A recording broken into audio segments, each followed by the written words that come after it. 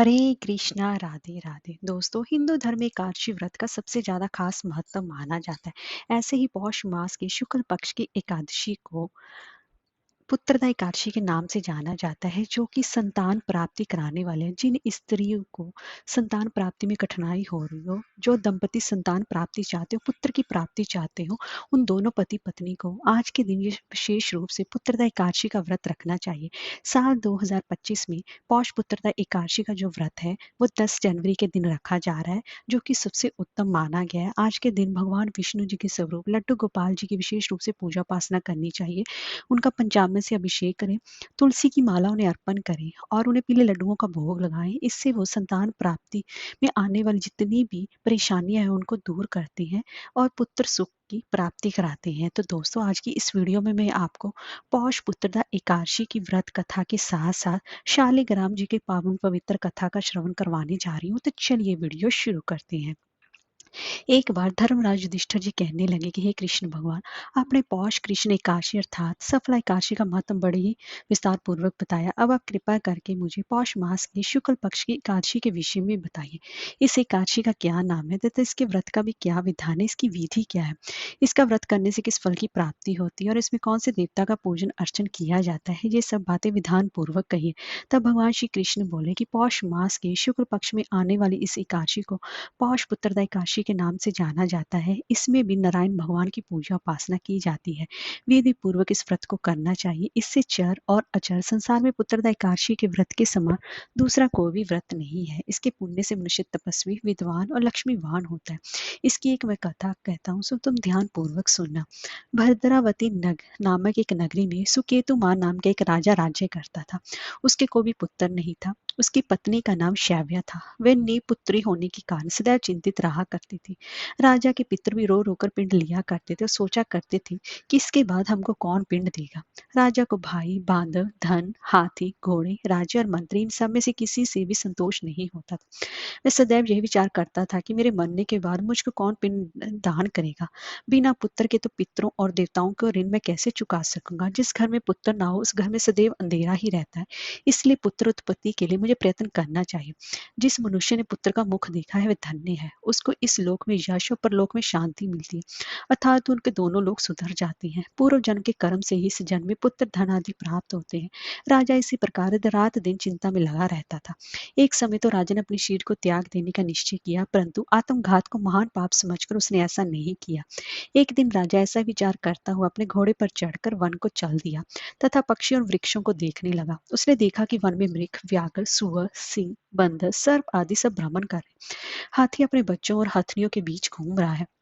इस वन में कहीं तो गीदड़ अपने कर्कश स्वर में बोल रहे हैं, कहीं उल्लू ध्वनि कर रहे हैं। वन के दृश्यों को देखकर राजा सोच विचार में लग गया। इसी प्रकार आधा दिन बीत गया। वह सोचने लगा कि मैंने कई यज्ञ किए, ब्राह्मणों को स्वादिष्ट भोजन से तृप्त किया, फिर भी मुझको दुख प्राप्त हुआ, क्यों?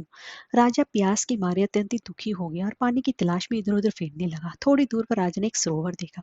उस सरोवर में कमल खिले थे तथा सारस, हंस, मगरमच्छ आदि विहार कर रहे थे। उस सरोवर के चारों तरफ मुनियों के आश्रम बने हुए थे। उसी समय राजा के दाहिने अंग फड़कने लगे। राजा शुभ शकुन समझकर घोड़े से उतरकर मुनियों को दंडवत प्रणाम करके बैठ गया। राजा को देखकर मुनियों ने कहा कि हे राजन, हम तुमसे अत्यंत ही प्रसन्न हैं। तुम्हारी क्या इच्छा है सो कहो। राजा ने पूछा, महाराज आप कौन है और किस लिए यहाँ आए हैं, कृपया करके बताइए। मुनि कहने लगे कि हे राजन, आप संतान देने वाली पुत्रदा एकादशी है। हम लोग विश्व देव हैं और इस सरोवर में स्नान करने के लिए आए हैं। ये सुनकर राजा कहने लगा, महाराज मेरे भी कोई संतान नहीं है। यदि आप मुझ पर प्रसन्न है तो एक पुत्र का वरदान दीजिए। मुनि बोले, हे राजन, आज पुत्रदा एकादशी है, आप अवश्य इसका व्रत करें। भगवान की कृपा से अवश्य आपके घर में पुत्र होगा। मुनि के वचनों को सुनकर राजा ने उसी दिन एकादशी का व्रत किया और द्वादशी उसका पारण किया। इसके पश्चात मुनियों को प्रणाम करके महल में वापस आ गया। कुछ समय बीतने के बाद रानी ने गर्भ धारण किया और 9 महीने के पश्चात उनको एक पुत्र की प्राप्ति हुई। वह राजकुमार अत्यंत ही शूरवीर, यशस्वी और प्रजापालक हुआ। श्री कृष्ण बोले कि सोहे राजन, पुत्र की प्राप्ति के लिए पुत्रदा एकादशी का व्रत करना चाहिए। जो मनुष्य इस महात्म को पढ़ता अथवा सुनता है उसे अंत में स्वर्ग की प्राप्ति होती है। इसलिए सभी को यह व्रत अवश्य ही करना चाहिए। इससे संतान की प्राप्ति के साथ संतान की लंबी उम्र के लिए, उसके अच्छे स्वास्थ्य के लिए, उसके अच्छे जीवन के लिए भी यह व्रत धारण किया जाता है। अब मैं आपको शालिग्राम जी की पावन पवित्र कथा का रसपान कराने जा रही हूँ। भगवान शिव की नगरी काशी, जो कि भगवान शिव को बेहद ही प्रिय है, वहां पर एक सदाचारी ब्राह्मण रहते थे। लेकिन उनसे एक गौ माता के प्रति एक अपराध हो गया। एक गाय भागती हुई उनके पास से गुजर गई। उतने में एक आदमी उसके पीछे भागता हुआ आया और उसने पूछा, क्यों पंडित जी, इस गली से कोई गाय अभी अभी गई है क्या? पंडित जी ने अपने हाथ से संकेत कर दिया। उस रास्ते पर जाकर उस आदमी ने उस गाय को पकड़ लिया और गाय का वध कर दिया। वह आदमी नर पिशाच यानी कसाई था, जो कि गौ हत्या में रत अपनी जीविका चलाता था।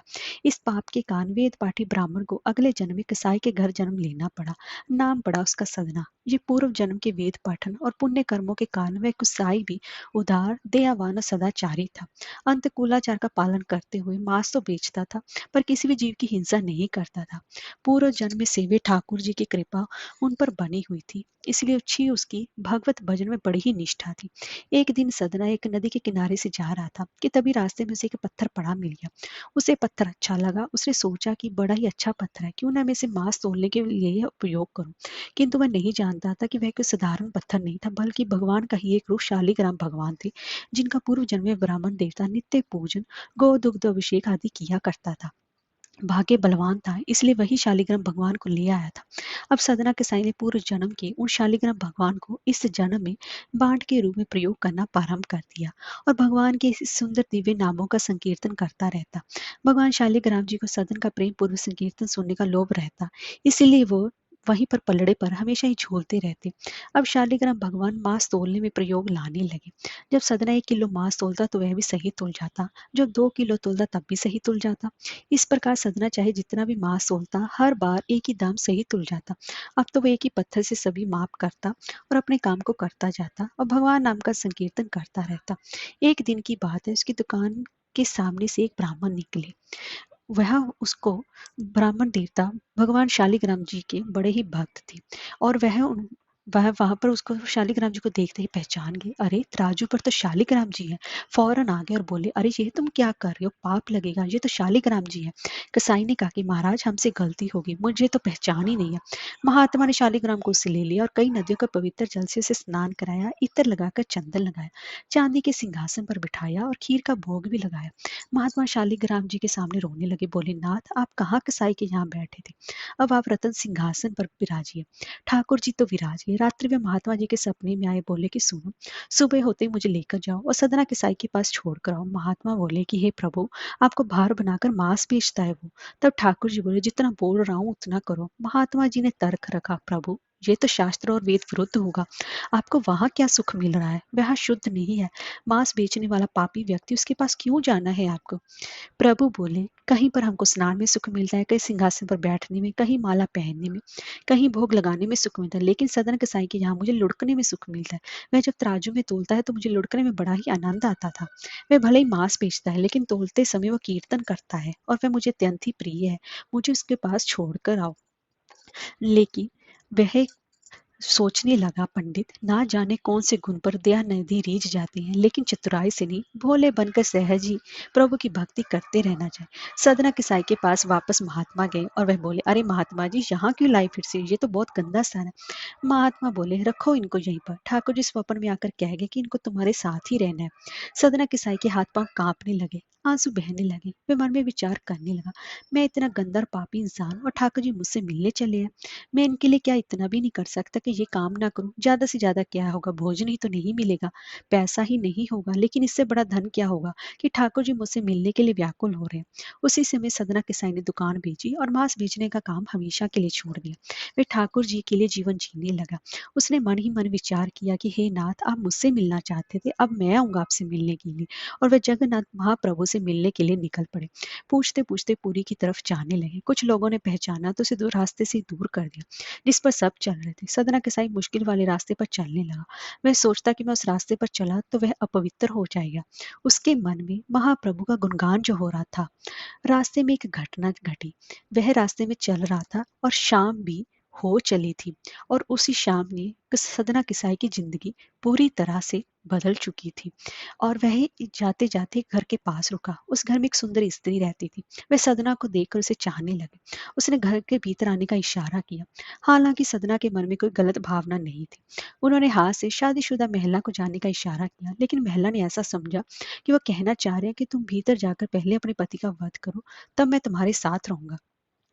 तब इससे क्या हुआ कि महिला का विवेक शून्य हो गया था। उसने भीतर जाकर अपने पति को मार डाला। बाहर आकर सदना कसाई से बोली, मैंने अपने पति का वध कर दिया है, चलो अब हम ब्याह कर लेते हैं। कसाई चौंक गया। उसने कहा कि देवी, मैंने तो मारने के लिए नहीं कहा था। महिला बोली, अब तो तुम झूठ बोलते हो। अब तुम्हारे पास एक ही रास्ता है कि मेरे साथ या तो ब्याह करो, नहीं तो मैं सबको कह दूंगी तुमने मेरे पति को मरवाया है। कसाई ने कहा कि ज्यादा से ज्यादा क्या होगा, मुझे सिर्फ मौत ही मिलेगी और बदनामी होगी, लेकिन मैं ऐसा नहीं कर सकता। उन्होंने महिला के प्रस्ताव को ठुकरा दिया। आखिरकार महिला ने शोर करके लोगों को जुटा लिया और बोली कि इसने मेरे पति को मरवा दिया है। सदना कसाई को बंदी बनाकर राजा के सामने पेश किया गया। सदना से कहा गया कि अब स्वीकार करते हैं कि आपने हत्या की है। सदना कसाई कुछ नहीं बोला। वह सोचता रह गया, मैं क्या कहूंगा। वह बस मुस्कुराता रहा। सोचा, मैं कहूँ कि मैंने नहीं किया तो मेरे पास कोई भी इसका प्रमाण नहीं है। मैं तो जगन्नाथ जी का दर्शन करने के लिए निकला था। उसने विनती की, बस मुझे मृत्यु दंड मत दीजिएगा। राजा ने सदन कसाई के दोनों हाथों को काटने का आदेश दिया। सदना कसाई बोला कि मैंने कथा में सुना है श्री जगन्नाथ जी की भी भुजा नहीं है, लो काट दो। यह कहकर उसने हाथ आगे कर दिए। जैसे मेरे स्वामी वैसा मैं। सदना कसाई के आंसू तो निकल रहे थे, लेकिन वे खुश थे कि नाथ आपने किसी तरह से मुझे स्वीकार तो किया। खून निकल रहा था। रास्ते में प्रार्थना करते जा रहे थे कि प्रभु, शरीर में इतना रक्त बचने देना कि आपके दर्शन के लिए जगन्नाथपुरी में पहुंच सकूं, उससे पहले कहीं मेरे प्राण ना निकल जाए। जैसे ही परिसर में कसाई ने प्रवेश किया, तो वहां पर ब्रह्म वेदी पर श्री जगन्नाथ जी झूमने लगे। पुजारियों ने पूछा कि प्रभु, आप इतने प्रसन्न क्यों हैं। भगवान बोले कि मेरा एक भक्त आया, वह बेचारा बहुत कष्ट में है, आप लोग पालकी लेकर जाइए और उसे लेकर आइए। यहाँ यहाँ पर पुजारी पालकी लेकर दौड़े। पुरी में प्रवेश कर लोगों से पूछने लगे, अरे भैया, महाप्रभु जी का कोई भक्त आया है क्या। प्रभु ने पालकी भेजी है उसे ले जाने के लिए। सदना के साई ने जैसे ही सुना, वे खुश हो गए और सोचने लगे कि आज महाप्रभु के साथ उनके प्रिय भक्त के भी दर्शन हो जाएंगे। महाप्रभु जी प्रसन्न, और ऐसे मैं दर्शन करूंगा कि हमारे सारे अपराध माफ कर देंगे।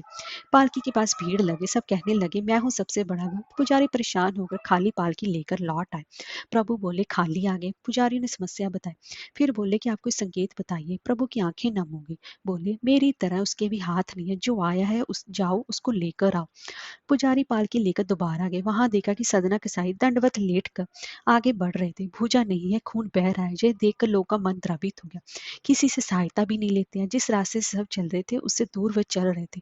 पुजारी भी रोने लगे। पुजारी ने सदना कसाई को उठाया और बोले कि चलो भाई, महाप्रभु जी ने आपके लिए पालकी भेजी है। सदना कसाई बोले, नहीं, आपको कोई गलत सूचना मिल गया, मैं वो भक्त नहीं हूँ। पुजारी बोले, नहीं, तुम ही हो। सदना बोले कि मैं पालकी में बैठा तो अभी प्राण निकल जाएंगे मेरे, मैं आपके साथ चल देता हूँ। वह चलने लगे। जैसे ही वहां पर द्वार पर पहुंचे, भगवान की तरफ देखा, दंडवत किया। पहली बार कसाई को गलाने की, काश मेरे भी हाथ होते तो मैं दोनों हाथों को आगे करके दंडवत करता। यह सोचकर जैसे वो अपनी कटी भुजा को आगे करती है, उनकी पूरी की पूरी भुजा निकल कर बाहर आ जाती है। ऐसे ठाकुर जी ने उन्हें स्वीकार करके आशीर्वाद दिया। हरे कृष्णा, राधे राधे।